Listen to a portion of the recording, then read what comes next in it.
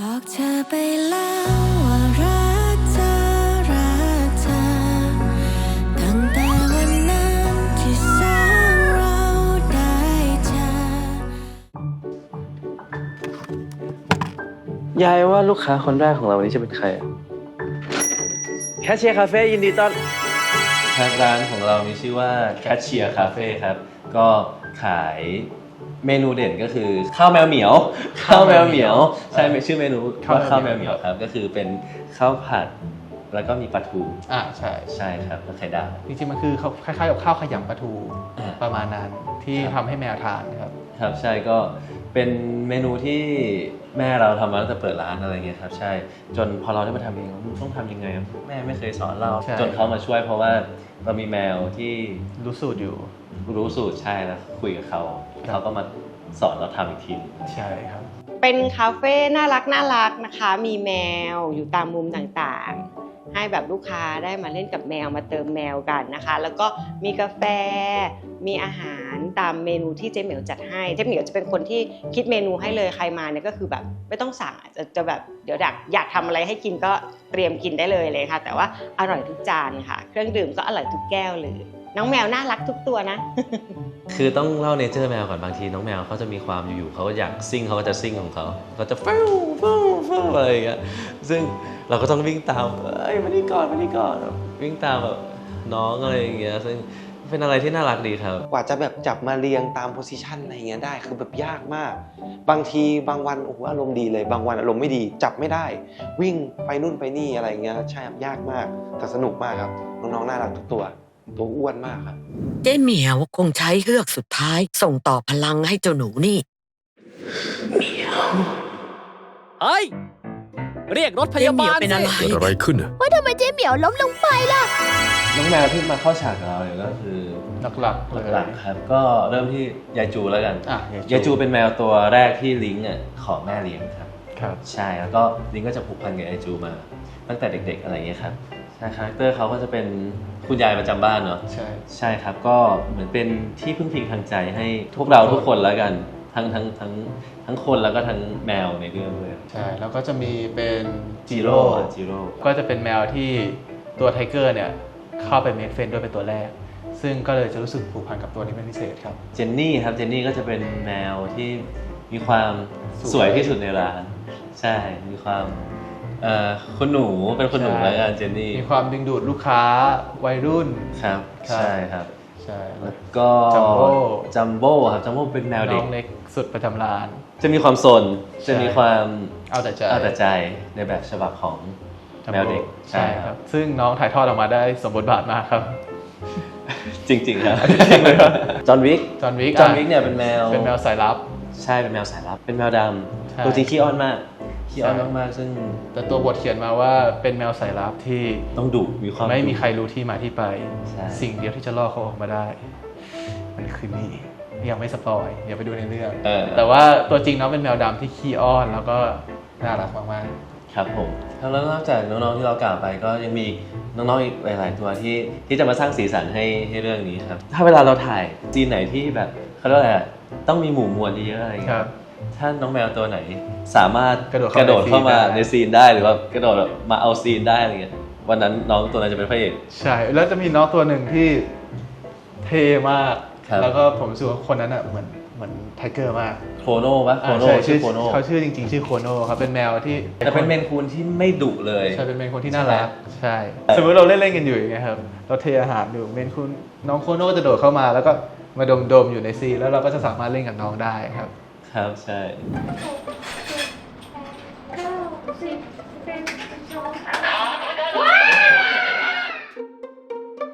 การมาทำงานร่วมกับแมวอ่ะมันก็จะเป็นอีกพาร์ทหนึ่งที่ท้าทาย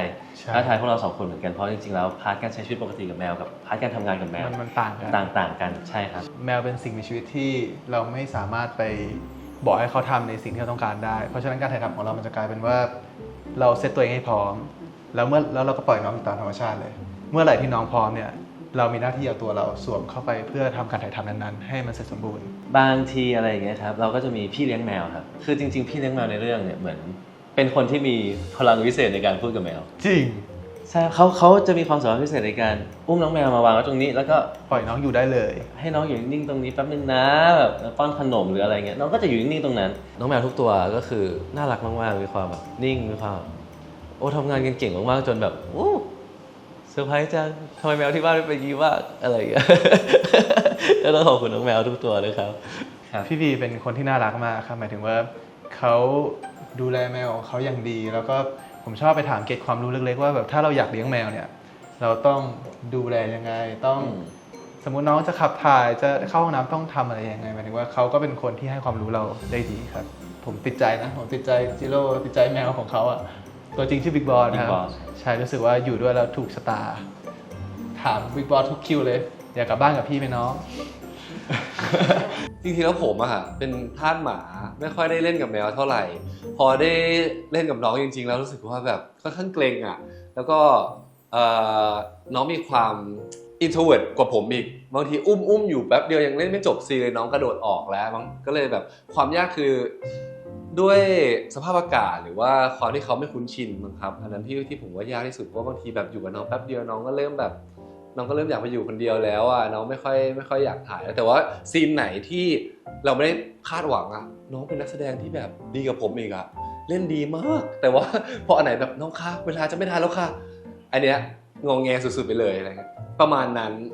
ก็สนุกดีเวลาได้เข้ากับน้องอะไรเงี้ยครับแต่ก็จะมีความดื้อๆซนๆตามภาษาแมวก็ความจริงก็ชอบไปเล่นกับน้องแมวนะครับคือหลายๆตัวเลยชอบไปเกาน้องเขาชอบไปแบบว่ากอแกะอะไรเงี้ยเพราะว่าน่ารักใช่แล้วแบบแต่ละตัวนี่แบบเขาเรียกว่าสมบูรณ์มากอ่ะ หนุบหนับอ่ะใช่ก็ชอบไปเล่นด้วยครับก็มีหลายๆตัวเลยไม่ว่าจะเป็นจัมโบ้จิโร่ใช่ครับปกตินี่เมื่อก่อนนี้ไม่เคยชอบแมวเลยค่ะแต่ว่าเดี๋ยวนี้มันมีแมวจรมาให้เลี้ยงก็เลยเลี้ยงก็เลยชอบแมวเขาก็ไม่ดื้อเลยนะสักตัวหนึ่งแต่ว่าหนักสุดก็ยายจูนี่แหละอยู่กับเราตลอดด้วยตัวหนักแล้วก็น้ำหนักเขาเยอะก็มีบางวันที่เขาหงุดหงิดบ้างอะไรอย่างเงี้ยค่ะแต่ว่าเวลาที่เขาแบบสบายใจเนี้ยโอ้เล่นสบายเลยเวลาที่ถ่ายเสร็จวันแรกๆก็รู้สึกคิดถึงเหมือนกันเพราะว่าเราก็เลี้ยงแมวคนนี้พอเล่นไปกับแมวเรื่อยๆเราก็เริ่มรู้สึกแบบเฮ้ยเมื่อไหร่จะได้เจอพวกเขาอะไรอย่างเงี้ยค่ะน่ารักทุกตัวค่ะแต่อยู่ใกล้สุดก็คือยายจู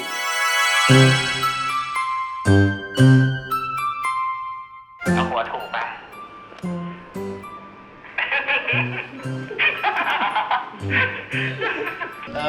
ก๊อปปี้แมวครับก๊อปปี้เป็นแมวบรรยากาศในกองนี้ภาพรวมคือทุกคนชอบแวะไปเติมแมวครับเพราะว่าเราจะมีห้องสำหรับน้องแมวไว้เต็ม1ห้องเลยเพื่อให้น้องเนี่ยอาศัยอยู่ในนั้นแล้วก็เปิดแอร์ให้เขาเวลาที่นักแสดงคนไหนว่างจากการถ่ายทำเนี่ยก็จะวิ่งเข้าห้องน้ำไปแล้วไปเติมน้องแมวบ้างไปเล่นกับแมวไปให้อาหารแมวบ้างครับก็เป็นกองที่มีแต่ความสุขและความอบอุ่นครับได้ลองอยู่บรรยากาศคาเฟ่ความจริงรู้สึกมันมีความน่ารักนะมันมีความโฮมมี่มากๆครับอยู่กันมันเป็นแบบครอบครัวตกเย็นกินข้าวกันอะไรเงี้ยก็รู้สึกว่าเป็นการถ่ายทำที่มีประสบการณ์ที่ดีนะแบบพี่เฟิร์สพี่เขาตังก็น่ารักครับบรรยากาศในกองดีวุ่นวายเพราะมีแมวต้องคอยจัดแจงน้องแมวเป็นกองวัยรุ่นอ่ะผมว่าก็เลยแบบมีความ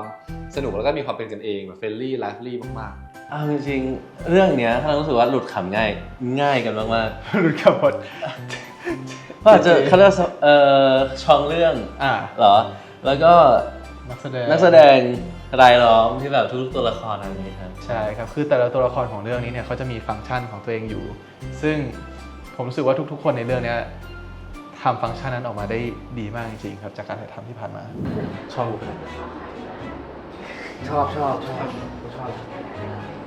นึกออกปะมึงคือไม่เรื่องนี้รู้สึกว่าเป็นกันเองสุดๆเพราะว่าก็ผมก็เคยทำงานกับพี่โอตั้งแต่แฟนผมเป็นประธานนักเรียนแล้วตอนนั้นก็เลยแบบไม่มีความเกรงใดๆก็แบบกันเองสุดๆแล้วก็แบบมีอะไรก็คุยกันง่ายมากๆครับผมใช่แบบว่าพี่อู๋อยากได้อะไรก็บอกเราตรงๆแล้วก็เราก็ลองเสนอเขาดูว่าเล่นอย่างนี้มันก็จะเป็นแบบเป็นเวที่ทำงานแล้วแบบสบายใจมากๆครับไม่เคยร่วมงานกับอู๋เลยค่ะไม่เคยเลยแล้วก็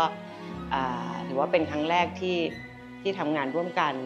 แล้วก็หวังว่าเรื่องนี้เขาต้องประสบความสำเร็จอย่างแน่ๆเพราะว่าอู๋เขาเป็นคนมีรายละเอียดอะค่ะแล้วก็เขา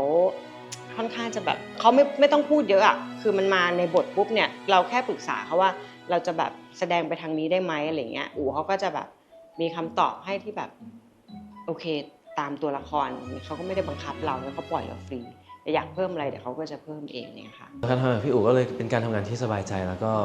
เขาคอยซัพพอร์ตเขาก็จะคอยแบบเชียร์อัพแล้วก็ให้กำลังใจเราตลอดน่ารักครับน่ารักพี่อู๋วันนี้น่ารักมากสนุกมากครับ มึงอ่ะรักเขาฆ่า ได้ครับผมเล่นให้ได้ครับ ไม่ใช่เรื่องจริงอ่ะมึงอ่ะรักเขาฆ่า ก็กูรักมึงไงเพื่อนจะไม่รักมึงได้ไงวะ ต้องถ่ายด้วยต้องถ่าย บอกเธอไปแล้ว